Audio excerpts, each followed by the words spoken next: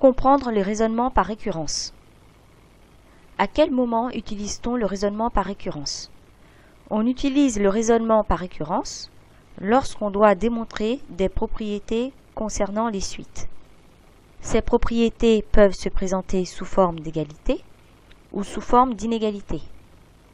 Le plus souvent, cette propriété est appelée P de n. L'objectif de la récurrence est de montrer que, quel que soit n appartenant à n, P de n est vrai.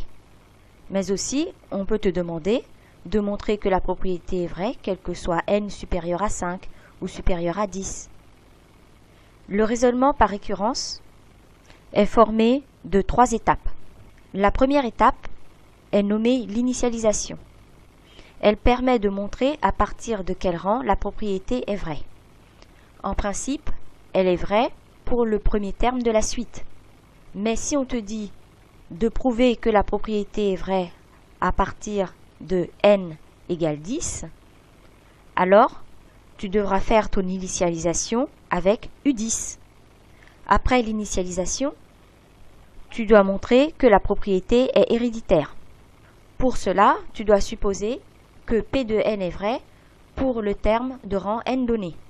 Et ensuite, tu dois t'appuyer sur cette supposition pour démontrer que la propriété est vraie au rang n plus 1.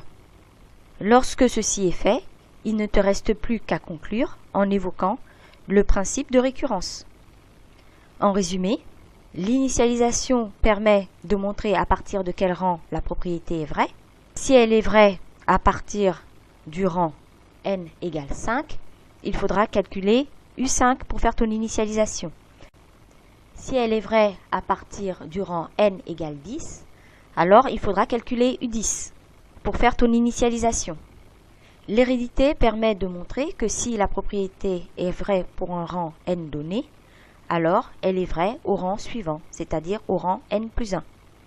L'implication de l'hérédité est la suivante. Ceci n'est pas à noter sur ta copie. Dans mon exemple, j'ai choisi de faire l'initialisation à partir du rang n égale 0. Donc, j'ai montré que la propriété est vraie au rang n égale 0 et j'ai calculé U0. Ensuite, donc, grâce à l'hérédité, je peux dire que la propriété est vraie au rang n égale 1, donc que U1 est vrai. Ensuite, encore, grâce à l'hérédité, je peux dire qu'elle est vraie au rang n égale 2, donc pour U2, etc.